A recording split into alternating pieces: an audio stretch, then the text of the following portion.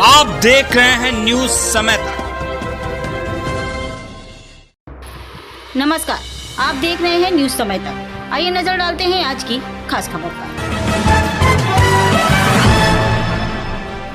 एक निजी कार्यक्रम में शामिल होने पहुंची सपा सांसद डिंपल यादव। बीजेपी पर जमकर बोला हमला, देश की पूरी व्यवस्था चौपट, बोली डिंपल यादव। युवाओं की आबादी लगातार बढ़ती जा रही है। युवाओं के पास नौकरी नहीं है और बेरोजगारी बढ़ती जा रही है। वहीं महंगाई भी बढ़ती जा रही है। गर्मी आते ही बिजली की समस्या आने लगती है। वहीं उत्तर प्रदेश सरकार बिजली की पूर्ति नहीं कर पा रही। चाहे उत्तर प्रदेश की बात करें या प्रदेश की बात करें, अर्थव्यवस्था पूरी तरह से डगमगाई हुई है। ध्यान भटकाने के लिए इस तरह की परिभाषा कही जा रही है। भारतीय जनता पार्टी की भावना बहुत ही निक किस्म की है। ये किसी भी समाज का उद्धार नहीं चाहते। ये पूरे देश को लड़ाई में फंसाकर उलझा कर रखना चाहते हैं, जिससे ये देश में शासन कर सके। वहीं पीडीए के सवाल पर बोली, जो हमारा दलित समाज है, जो मेरा पिछड़ा समाज है, दलित समाज है, कहीं न कहीं बहुत पीछे छूट गए हैं। इस बात का अंदेशा सभी समाज को है। गरीब लोग किसी भी समाज के हों, कहीं न कहीं स्वास्थ्य सेवाएं उत्तर प्रदेश में चरमरा गई हैं। वहीं शिक्षा की समस्या कहीं कहीं बढ़ती जा रही है। जहां गरीब अपने बच्चों को शिक्षा नहीं दे पा रहा है, अपने परिवार को स्वास्थ्य सेवा नहीं दे पा रहा, पूरी भारतीय जनता पार्टी कहीं न कहीं ध्यान भटकाने पर लगी हुई है। उन्हें लोगों और देश की जनता से कोई मतलब नहीं। वहीं औरंगजेब कब्र सियासत पर बोली, जैसे जैसे चुनाव नजदीक आएंगे वैसे वैसे सियासत बढ़ जाएगी।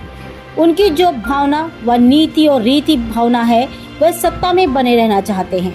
मुझे खुशी है कि उत्तर प्रदेश का युवक नागरिक जागरूक है, इनकी बातों को समझ रहा है। वहीं जुम्मे के नवाज और होली के पर्व पर बोली कि यह लोग नहीं चाहते समाज में एकता और विश्वास है। ये लोग के विश्वास को तोड़ना चाहते हैं। कहीं न कहीं पूरे भारत में ऐसी भावनाओं से क्षति पहुंचाने का काम कर रहे हैं। वहीं स्वास्थ्य सेवाओं पर कहा, लोग लोन लेकर इलाज करा रहे हैं, उनके पास पैसे नहीं है। ये सरकार नौकरी स्वास्थ्य सेवाओं को लेकर विफल है। मैनपुरी से जहीर खान की ये खास रिपोर्ट।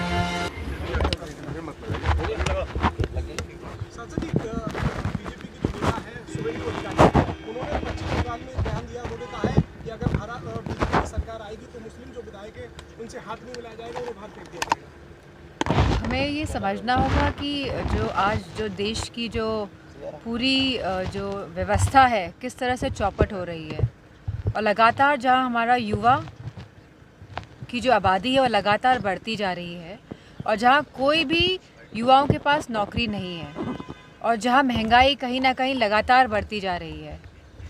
अब हम देखेंगे कि जिस तरह गर्मी आ रही है, बिजली की कितनी कटौती होती है।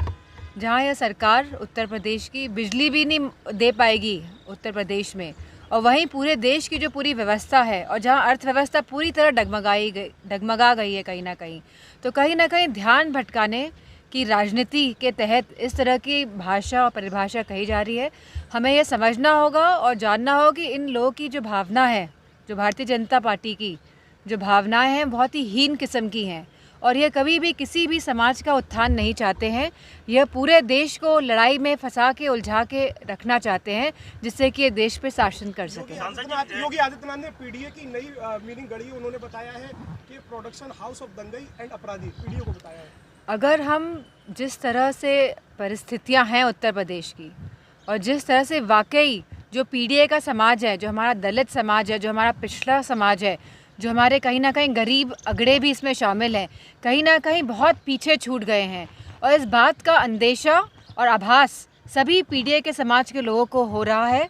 और कहीं ना कहीं सभी गरीब लोग जो किसी भी वर्ग के हों, किसी भी समाज के हों, उनको ये बात का अंदेशा है कि कहीं ना कहीं पूरी तरह से स्वास्थ्य सेवाएं उत्तर प्रदेश में चरमरा गई हैं, और कहीं ना कहीं शिक्षा की भी पूरी समस्या जो है आज लगातार बढ़ती जा रही है। जहां गरीब अपने बच्चों को शिक्षा नहीं दे पा रहा है, जहां अपने परिवारजनों को स्वास्थ्य की सेवाएं नहीं दे पा रहा है, तो कहीं ना कहीं पूरी भारतीय जनता पार्टी केवल ध्यान भटकाने की राजनीति से काम कर रही है, और उन्हें लोगों से और देश की जनता से कोई मतलब नहीं है। जैसे जैसे चुनाव आएंगे पास और नज़दीक, इस तरह की सियासत बढ़ती जाएगी क्योंकि यह जो इनकी जो भावना है, ये विभाजन की नीति और नीयत से काम करके सत्ता में बने रहना चाहते हैं। लेकिन मुझे खुशी इस बात की है कि उत्तर प्रदेश का नागरिक और हर जो मतदाता है वो अब जागरूक है, वो इनकी यह बातों को समझ रहा है।